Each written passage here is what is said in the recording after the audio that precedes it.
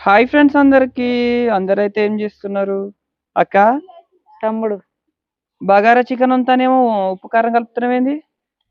ఉప్పు కారం కలపబుద్ధి అవుతుంది నాకు. ఎందుకు? ఎందుకంటే చెప్పనా, ఉమ్. బగారా కాదు ఈరోజు ఆ? బిర్యానీ. చేయొచ్చా నీకు బిర్యానీ?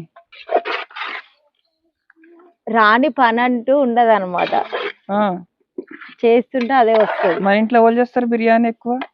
ఇసింటి దగ్గర మన ఇంట్లోనా? ఇవి కూడా వేస్తున్నా పచ్చిమిరపకాయ ఎయ్యి. అన్నేనా?